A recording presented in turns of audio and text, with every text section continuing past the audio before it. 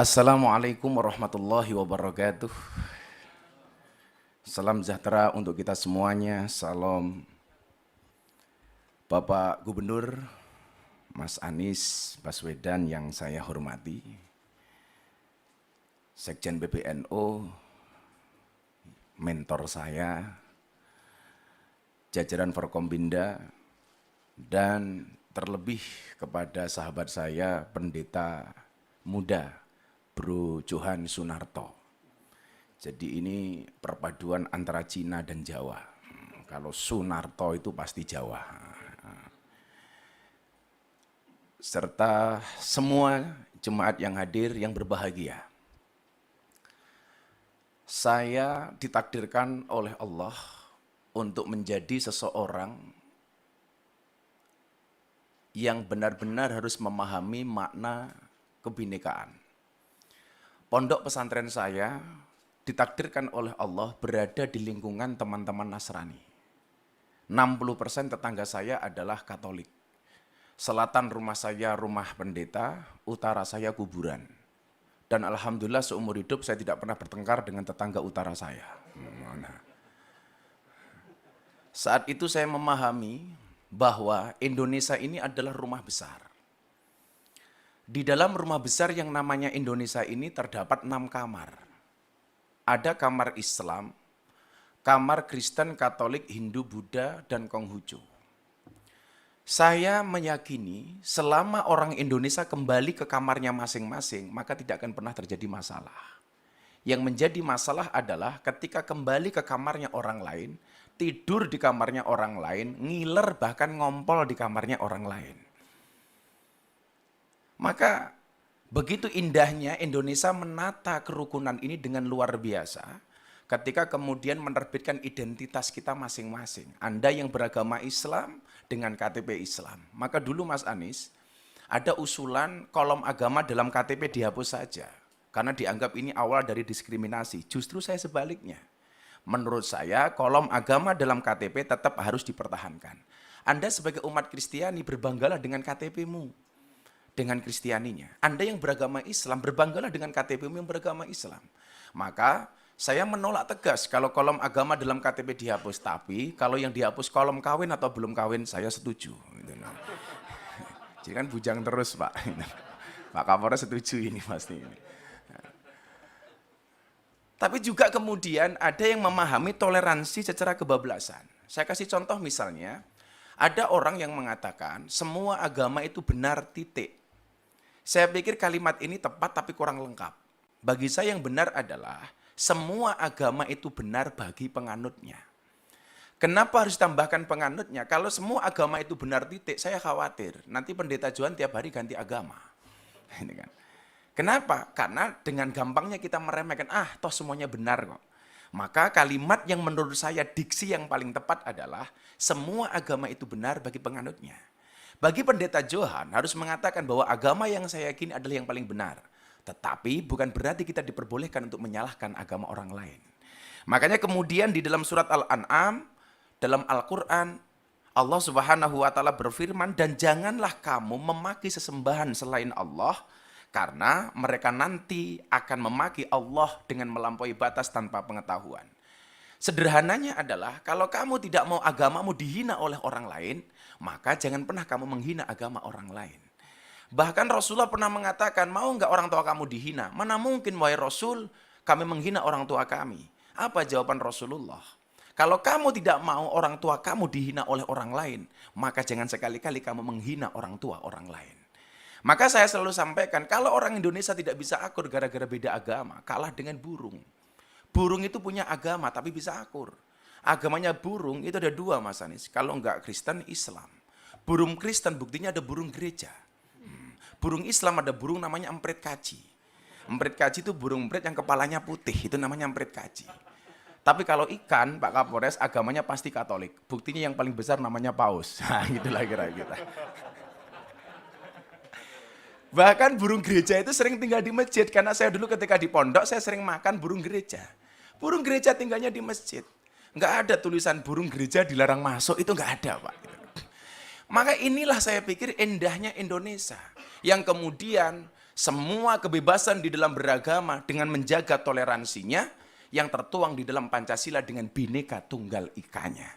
Maka sekali lagi, kalau kemudian kita bisa kembali ke kamarnya masing-masing, tidak akan terjadi masalah. Ingat Bapak Ibu, saya mencatat, toleransi menjadi sulit ketika orang lupa bahwa beragama itu untuk mengatur diri sendiri, bukan mengatur orang lain. Banyak orang beragama yang bahkan belum menggenapi pelaksanaan nilai agama untuk dirinya sendiri, tapi sibuk ngurusi perilaku orang lain. Tentunya ini kurang dibenarkan. Maka begitu indahnya hubungan saya dengan kawan-kawan Nasrani di pondok saya sampaikan barangkali Mas Anies, di tempat saya itu kalau ada orang Nasrani meninggal, mereka sembahyangan untuk mendoakan almarhum, kita yang Muslim datang Mas, di belakang. Kita nungguin, begitu nanti jatahnya makan, kita makan bareng. Ketika ada orang Islam meninggal dunia, kita tahlilan, teman-teman jemaat gereja nunggu di belakang. Ketika jatahnya makan-makan, kita makan bareng. Akidahnya tetap masing-masing, tetapi muamalahnya bisa kita lakukan bareng-bareng. Kalau Idul Fitri seperti ini, kawan-kawan saya Nasrani masak Pak. Hasil masakannya dibagi ke semua warga kampung, baik yang beragama Islam maupun yang beragama Nasrani. Begitu Natal tiba, kawan-kawan Islam gantian yang masak, dibagi ke seluruh kampung. Maka saya teringat kemudian dengan cerita Nabi Ibrahim alaihissalam ketika masak kemudian tetangganya dipanggil. Nabi Ibrahim itu dikasih gelar kekasihnya Allah gara-gara suka traktir orang. Bulan Ramadan ini saya belum ditraktir sama Mas Anies, belum.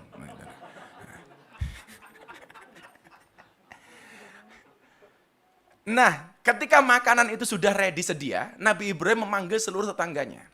Lucunya saat itu Nabi Ibrahim, ketika orang itu mau makan, ditanya dulu. Kamu nyembah siapa? Sesembahan kita sama Ibrahim, yuk kamu makan. Kamu nyembah siapa? Sesembahan kita sama Ibrahim, yuk kita makan. Sampai satu ketika, ada miss. Nabi Ibrahim bertanya, kamu nyembah siapa? Sorry Ibrahim, sesembahan kita beda. Aku menyembah yang lain, kamu menyembah Tuhanmu. Jawaban Ibrahim saat itu adalah, sorry kamu gak usah makan dulu. Kenapa? Sesembahan kita beda. Saat itu kemudian Nabi Ibrahim langsung ditegur oleh Allah. Ibrahim, kenapa dia gak dikasih makan? Tuhan, sesembahan dia beda dengan sesembahanku. Apa jawaban Allah saat itu? Ibrahim, orang yang nyembah aku dan tidak nyembah aku, semuanya adalah hambaku. Yang nyembah aku kasih rizki. Yang tidak menyembah aku kasih rizki. Lah kamu loh Ibrahim, ngasih makan sekali kok kebanyakan syarat. Akhirnya orang itu dipanggil oleh Ibrahim, kemudian dikasih makan. Begitu indahnya kemudian Tuhan mengajarkan kepada kita kepada toleransi. Maka kemudian konsepnya adalah, dalam bahasa agama Islam, famang sya'afal yu'min, famang sya'afal yakfur. Anda mau berimanlah, enggak ya urusan kamu. Di dalam toleransi, sebagaimana ayat yang kita pahami, lakum dinukum waliyatin. Untukmu agamamu dan untukku agamaku. Pak Johan, satu saat Anda datang ke pondok saya. Kalau saya pengajian di pondok, Pak, yang datang 10.000 sampai 15.000. Itu artinya apa? Saya harus menyiapkan konsumsi 15.000 untuk jamaah. Dan bapak-bapak jemaat tahu, siapakah yang membantu istri saya untuk masak? Kawan-kawan Nasrani. Siapakah yang bantu parkir? Muda-mudi Katolik. Maka kemudian banyak pejabat yang datang ke tempat saya, kecuali satu, Mas Anies, kepending waktu itu. Maka yang lucu adalah ketika teman saya pendeta di Jogja, Gus, di depan pondok ada kolam ya? Ada bro, kenapa? Boleh nggak saya mancing? Oh boleh. Akhirnya pendeta datang ke pondok saya, mancing di kolam depan pondok saya. Begitu masuk ke kolam renang, ke sawah, pendetanya bilang, Gus sorry, kaki saya korengan. Terus gimana bro? Pak pendeta gimana? Nggak boleh kena air, mbok tolong saya digendong. Akhirnya pendetanya saya gendong. Begitu saya gendong, pendetanya bilang, baru hari ini ada pendeta bisa naik haji. Wah, kan saya haji, Pak. Inilah. Akhirnya pendetanya saya lempar ke air. Biur, pendetanya protes. Gus, kenapa saya dilempar ke air? Sorry pendeta, baru hari ini ada pendeta dibaptis sama Pak Haji. Saya bilang gitu. Begitu indahnya Indonesia ketika kemudian kita saling menghormati. Saya meyakini akidah memang tidak bisa kita campur. Tetapi ketika persoalan kebangsaan, persoalan kenegaraan, kita punya visi yang sama. Dengan berideologikan Pancasila, inilah konsep yang dibuat oleh founding fathers kita. Barangkali untuk mengakhiri ini, Pak Gubernur, Pak Pendeta, dan semuanya, saya sampaikan, di saat aku menggenggam tasbihku, dan kamu menggenggam salibmu, di saat aku beribadah ke Istiqlal, namun engkau ke katedral, Di saat bioku tertulis Allah Subhanahu wa taala dan biomu tertulis Yesus Kristus. Di saat aku mengucap assalamualaikum dan kamu mengucap salam. Di saat aku mengeja Al-Qur'an dan kamu mengeja Alkitabmu. Kita berbeda saat memanggil nama Tuhan. Tentang aku yang menengadakan tangan dan kau yang melipatkan tangan saat berdoa. Aku, kamu, kita. Bukan istiqlal dan katedral yang ditakdirkan berdiri berhadapan dengan perbedaan namun tetap harmonis.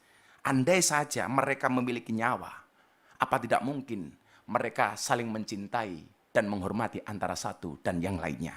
Terima kasih. Salam. Assalamualaikum warahmatullahi wabarakatuh.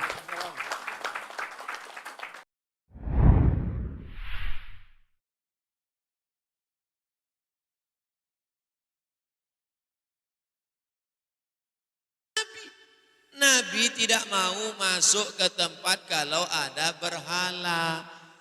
Nabi tak mau masuk rumah kalau ada berhala di situ. Nabi tak mau masuk.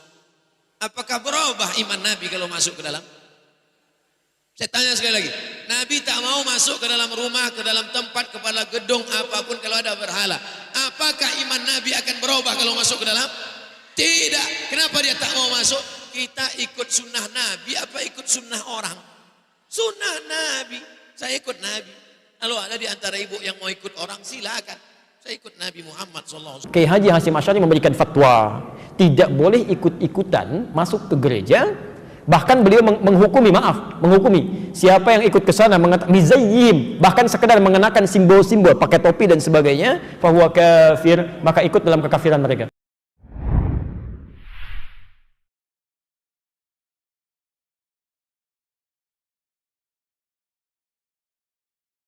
Sampai habis. Baru menengok trailernya.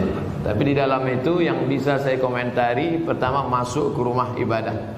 Karena Nabi tak mau masuk ke dalam tempat fihi surah wat tamathil. Kalau di dalam itu ada patung berhala. Maka dalam Islam mazhab Syafi'i mengharamkan masuk ke dalam rumah ibadah di dalamnya ada berhala. Mazhab Syafi'i. Kita pakai mazhab apa? Mazhab Syafi'i. Dua, tentang masalah laki-laki perempuan berdua-duaan tak mahram. Anak-anak. La yakhluwanna rajulun ma'amra'atin illa ma'adhi mahramin.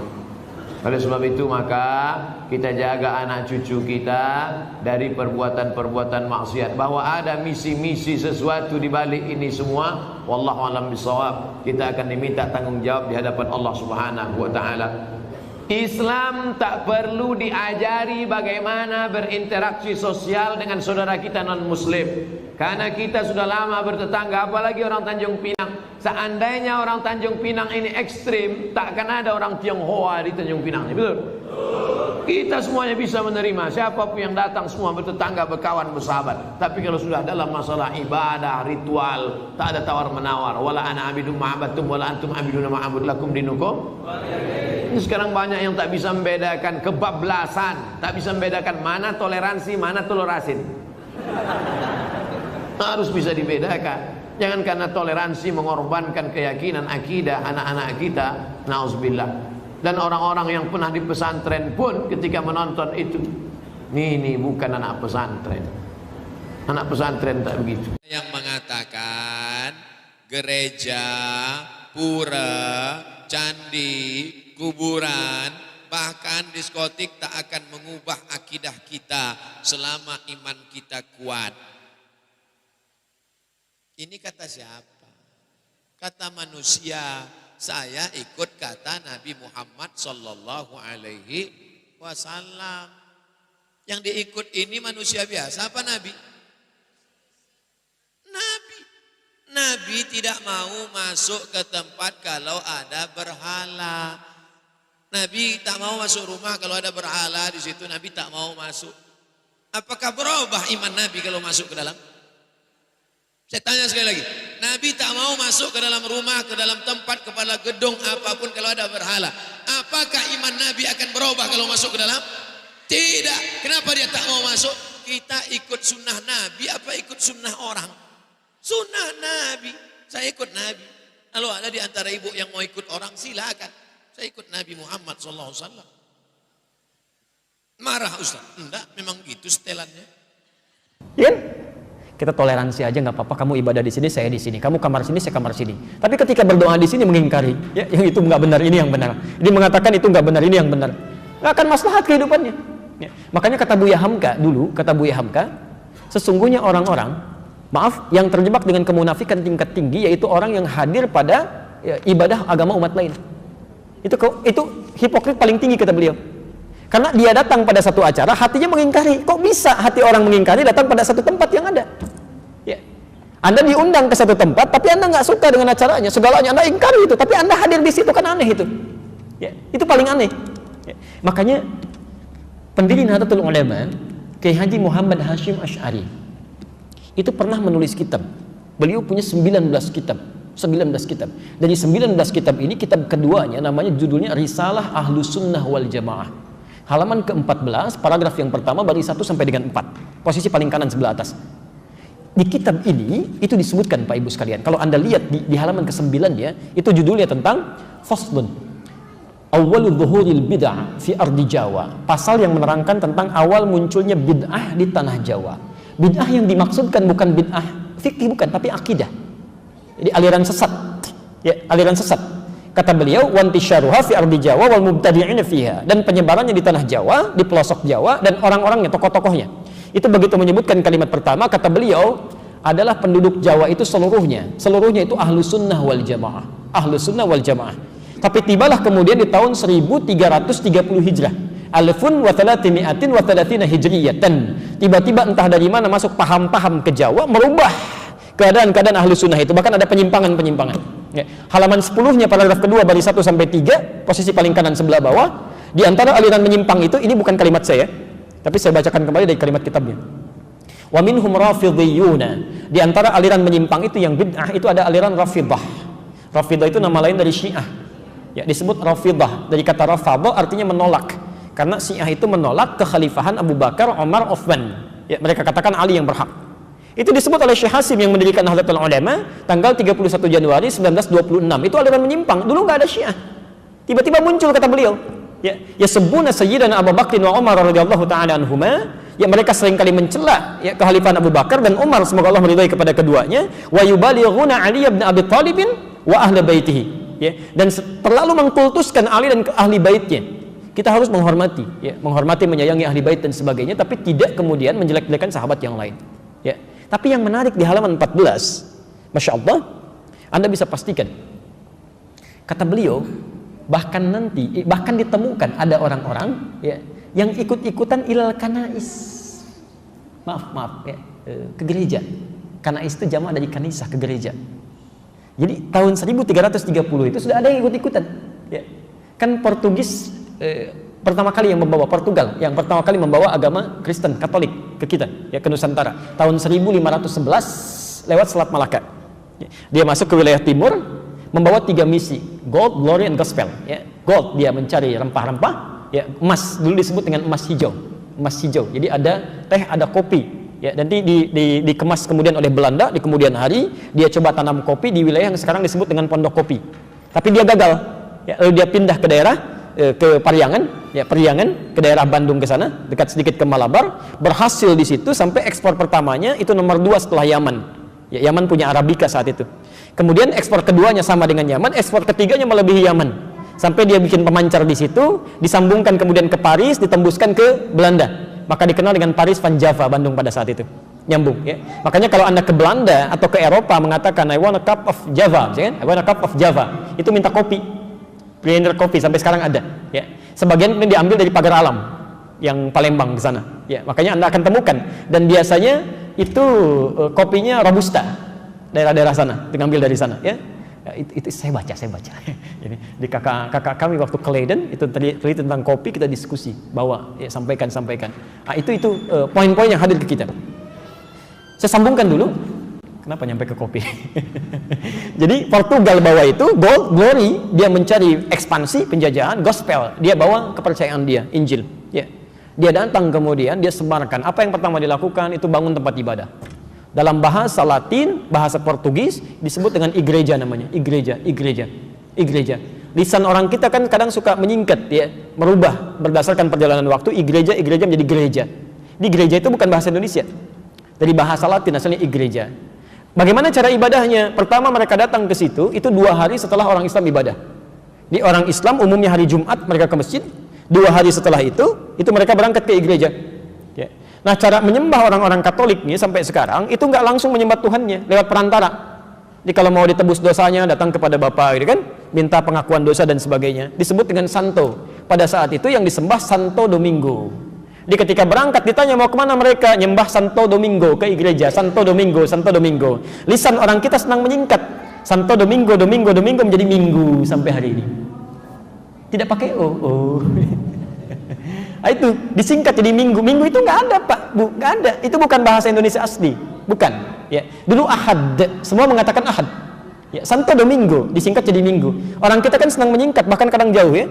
Saya kalau sejak di Timur Tengah olahraga, misal kita main bola, itu kalau ada Abdurrahman, orang Arab panggil Abdurrahman ta'alina wazza'.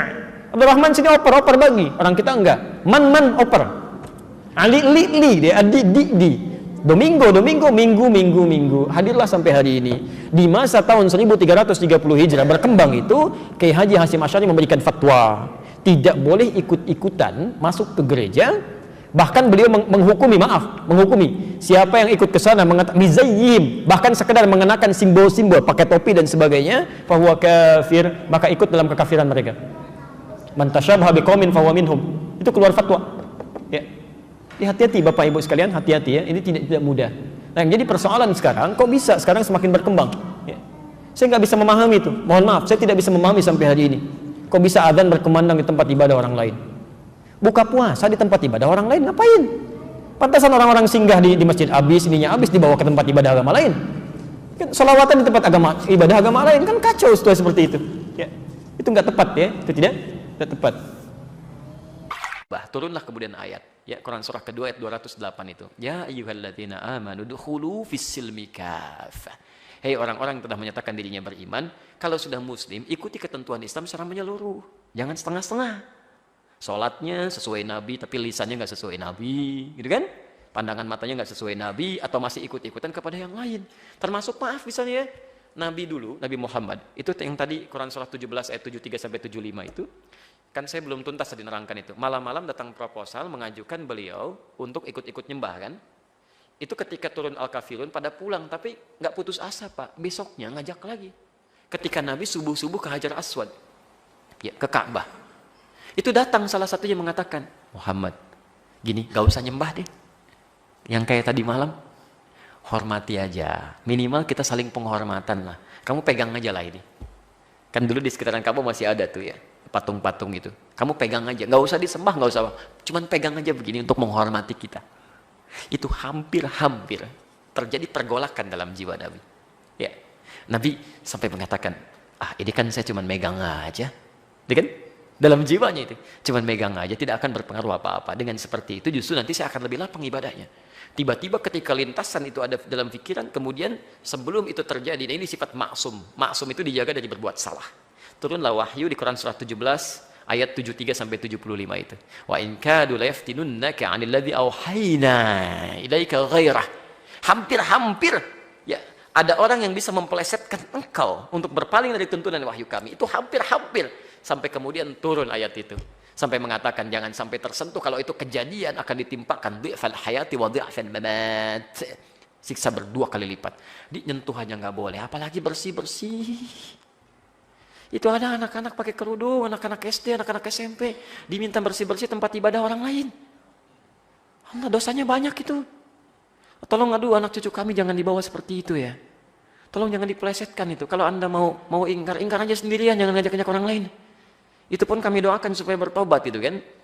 Jadi tolong jangan mengajak kemaksiatan. Kalau nggak paham agama, berkonsultasi. Jangan mengajak orang lain melakukan kesalahan yang fatal. Itu kasihan anak-anak pakai kerudung, masih SD, ada yang SMP, dibawa ngelap-ngelap tempat ibadah orang. Nabi aja megang, nggak boleh, Anda bersih-bersihin. Itu fatal itu. Dan kalau sekampung sudah dibegitukan, itu bahaya itu. Bahaya itu ya. Harus diingatkan ya, ulama-ulama setempat mesti mengingatkan itu, mesti mengingatkan dan sebagainya ya. Jadi jangan sampai kebaikan-kebaikan dunia mengalahkan nilai-nilai akhirat. Itu fitnah paling besar itu, ujian terberat itu. Ujian terberat itu datang dari orang baik yang menyimpang, itu paling berat. Ya, orang yang kelihatan baik tapi menyimpang itu paling berat. Sehingga ketika akan diluruskan ya sudah pada ngasih duluan. Ya kan sudah dibiayain, sudah dibeasiswain, jadi sulit nolaknya. Itu yang berbahaya itu. Allahu Akbar, itu masih biasa Pak, apalagi Dajjal yang turun. Dajjal yang turun. Dajjal itu Allahu Akbar ya, nunjuk ke langit hujan, turun hujan. Nunjuk ke tanaman mati, mati dia tuh. Jadi kalau yang kecil aja belum kuat, apalagi yang besar-besar. Yang kecil-kecil tuh baru handphone ya, handphone. Ini uang. Itu baru yang kecil-kecil. Udah 10.000 orang, apalagi Dajjal beneran yang turun. Jadi kalau yang kecil aja Anda belum bisa menjaga kekuatan iman, apalagi padang dahsyatnya itu. Hati-hati. Ayo keluarga dibina dengan baik ya. Tuntunan Rasul itu dilihat. Makanya lakad, jangan pernah ragu dengan tuntunan Rasulullah SAW. Ya Nabi dulu aja nggak ragu gitu kan. Itu baru 2 kalimat tuh lakad, hadisnya belum dibaca. Itu baru ayatnya tuh. Ya.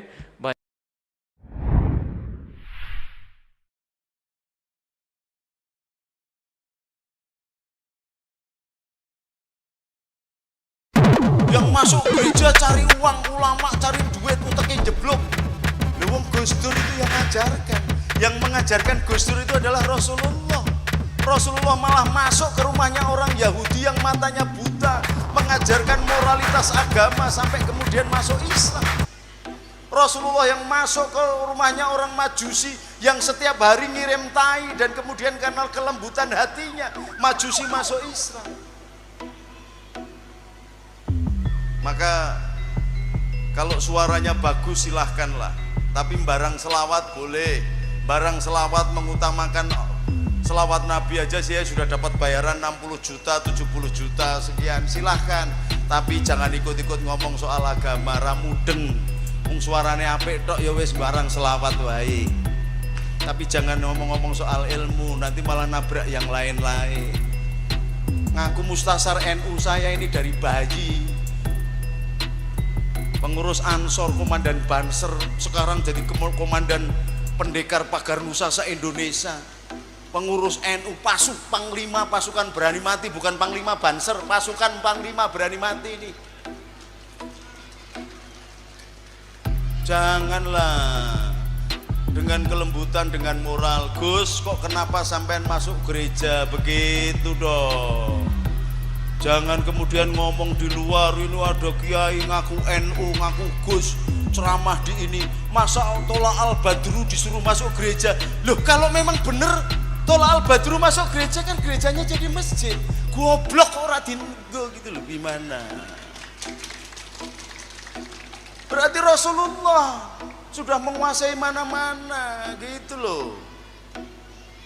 Itu berani mati. Maka jangan dengan kekerasan ngomong, Gus kok awakmu kok ceramah neng gereja, takon dong, jangan ngomong di luar. Maka orang yang takwa pasti berbuah kebaikan, kata Nabi, khairun nas anfa'uhum linnas.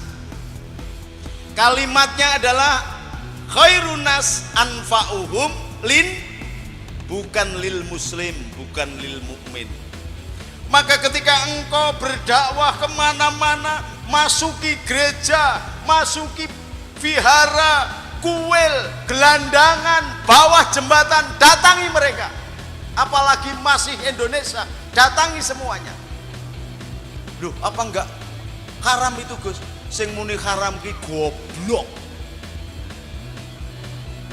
Ketika Rasulullah diangkat jadi nabi, sudah ada orang Islam belum?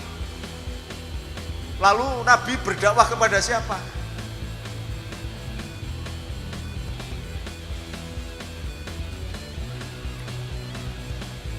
Datangi mereka, ajak, perdengarkan kemerduan Al-Quran. Kayak tadi anak kecil tadi baca Quran mendayu-dayu kayak begitu luar biasa. Innamal mu'minuna idza dzukirallahu wajilat qulubuhum. Dari suaranya aja orang bisa menggetarkan hati. Saya lihat sampean malah plira, plire, plengak, plenguk, mbokne wedok neng ndi to kae. Sing ibune juga pakne linggih neng ndi to kae.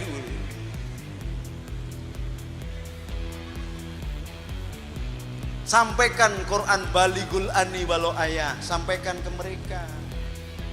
bahwa sudah engkau sampaikan, kemudian mereka tidak mau baik, silahkan.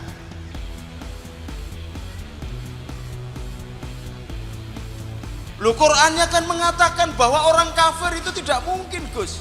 Sawaun alaihim andartahum an lam tundirhum la yu'minun. Dikandani enggak dikandani padha wae. Ning kowe wis ngandani apa durung? Sudah memberitahu mereka atau belum? Kalau belum kok kamu jujuk-jujuk sudah mengatakan bahwa mereka tidak mungkin percaya? Belum tentu. Sayyidina Musa itu diperintah oleh Allah. Apakah Allah tidak tahu bahwa yang namanya Fir'aun itu tidak akan masuk Islam? Apakah tidak tahu?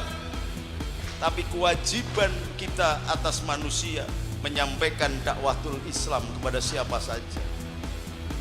Nabi Musa dan Harun diminta untuk datang ke Fir'aun untuk menyebut la ilaha illallah. Orang gelem tidak masalah, tapi sudah disampaikan. Anda tahu nggak bendahara PBNU yang namanya Dr. Haji Bina Suhendra itu adalah anak pendeta Katolik, keturunan Cina, direktur Buringer Kimia Farma, Papros, direkturnya utama. Cina, presiden mahasiswanya Cina Katolik di Jerman. Tapi saya datangin, assalamualaikum Mas Bina. Saya ajak ngobrol sampai kepada menjelaskan Allah dengan mekanisme hukum fisika, hukum kimia. Saya jelaskan tentang hukum antariksa, saya jelaskan tentang hukum begini. Lalu masuk Islam, sekarang menjadi bendahara umum pengurus besar Nahdlatul Ulama se-Indonesia. Saya yang Islamin.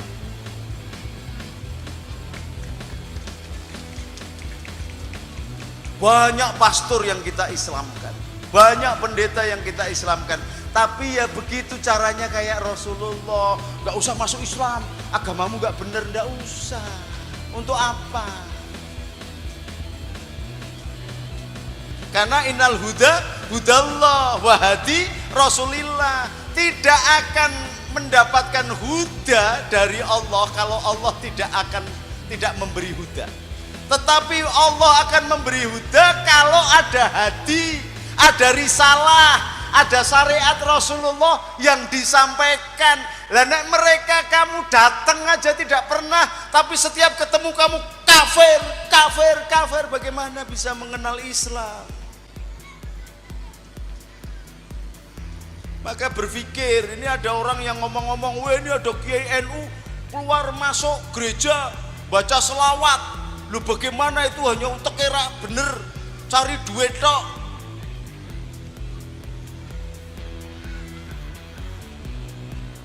Lu bagaimana? Wong itu dulunya itu sopir bis di Arab namanya Syekh Abdul Qadir. Nama itu gak boleh pakai Syekh, itu gak boleh, wong Syekh itu gelar. Ini karena bapaknya kepingin dia jadi orang hebat saja maka ditambahi Syekh Abdul Qadir. Wong jenengan kok insinyur, kayaknya enggak, sekolah dulu dapat gelar insinyur. Ini enggak tahu-tahu namanya insinyur, namanya doktor begitu. Yang masuk gereja cari uang, ulama cari duit, uteknya jeblok. Lha wong Gus Dur itu yang ngajarkan. Yang mengajarkan Gus Dur itu adalah Rasulullah. Rasulullah malah masuk ke rumahnya orang Yahudi yang matanya buta, mengajarkan moralitas agama sampai kemudian masuk Islam. Rasulullah yang masuk ke rumahnya orang Majusi yang setiap hari ngirim tai dan kemudian karena kelembutan hatinya Majusi masuk Islam. Maka kalau suaranya bagus silahkanlah, tapi barang selawat boleh.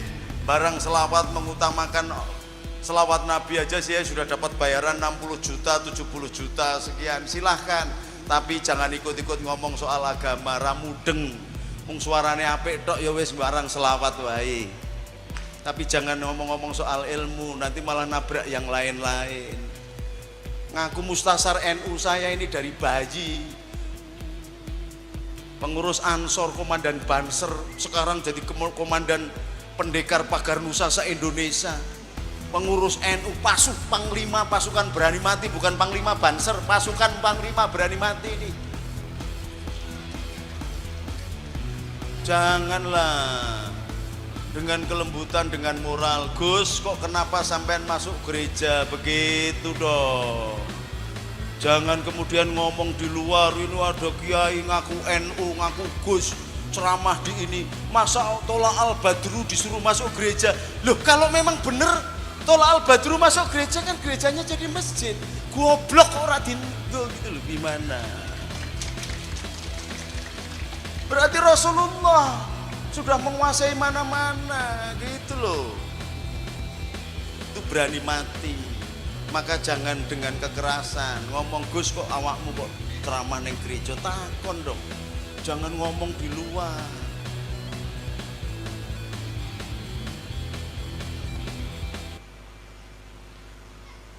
Wal afina anina, saya memaafkan, mudah-mudahan dibuka hatinya dan tahu bahwa Rasulullah tidak secetek itu.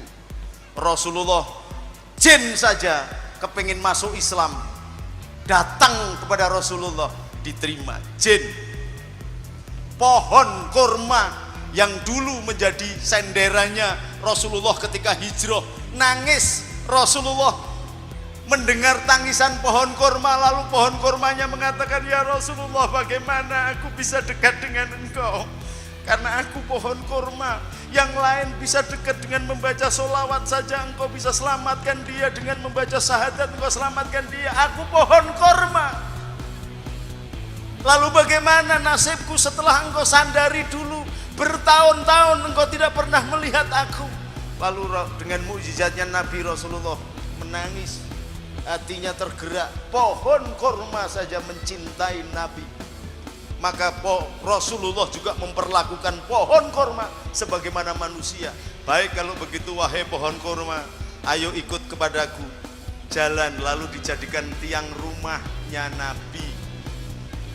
Tiang rumahnya Nabi itu yang sekarang menjadi Raudhah. Di situ ada makamnya Sayyidina Abu Bakar, Sayyidina Umar, dan Rasulullah Muhammad SAW. Di Raudhah itu ada tulisan, Bainal baiti wa mimbari riyadin min riyadi jannah. Antara rumahku dan mimbarku adalah taman surga. Di antaranya ada pohon kurma yang dulu menangis karena rindunya kepada Nabi. Kalau sudah menangis rindu kepada Nabi berarti cinta. Kalau hukum cinta sudah berlaku, maka yang lain tidak berlaku. Loh, terus bagaimana Gus? Itu mencapai hakikat apa makrifat apa syariat? Saya nggak urusan makrifat, hakikat, hakikat apa syariat. Pokoknya kalau engkau datang mencintai Nabi, Nabi akan datang merengkuh engkau, menggunakan tangannya untuk menyelamatkan engkau. Contohnya adalah seorang ibu ketika dia punya bayi. Bayinya ngompol apa, bayinya dibanting apa? Dibanting enggak? Karena apa? Karena cinta. Engkau menggendong anak kecil, seorang bapak menggendong anak kecil, kemudian kakinya nendang wajahmu, anakmu kamu kampleng apa enggak? Karena apa ini? Karena cinta. Maka kalau engkau datang dengan cinta, ngaji enggak mudeng, fasih enggak, khusyuk apalagi, poso enggak bener, amal enggak tahu, tapi kamu datang dengan cinta kepada Nabi. Assalatu wassalamu alaika ya sayyidi ya Rasulullah, khud biyadi kholat khilati adrikni. Ya Allah, berikan sesuatu dari tangannya Nabi sendiri. Maka seorang yang gagah, jagoan, panglima, bajingan sekalipun, ketika datang ke depan makamnya Nabi, pasti ambrol pertahanannya, dia akan menangis. Lalu sampai di situ dia keluar, ditanya, kenapa engkau menangis? Enggak ngerti. Kamu berdoa apa? Enggak ngerti. Cinta menghabiskan syariat apapun, bahkan cita-cita doa pun engkau lupa segalanya. Tetapi bahwa engkau tidak berdoa karena cintamu kepada Allah dan Rasulnya, bukan berarti kamu tidak berdoa. Oh, ini hukum cinta. Maka kalau mencintai semuanya jadi jalan pertobatan. Tapi kalau engkau getak-getak, Orang nggak mau. Berapa pendeta Cina, pastor-pastor yang saya Islamkan, saya nggak pernah cerita, tapi bisa datang ke pesantren Abdurrahman Wahid. Kita tunjukkan akhlak yang baik. Rumah saya nggak ada pagernya, semuanya bisa masuk. Yang namanya pesantren Abdurrahman Wahid, semua orang bisa masuk, bisa makan minum gratis. Berangkat umroh ongkosnya nggak cukup mangkat. Rumangsane aku ki sugih gitu. Ya ono wong Lampung sing mangkat urung lunas ngono kuwi. Ora apa-apa.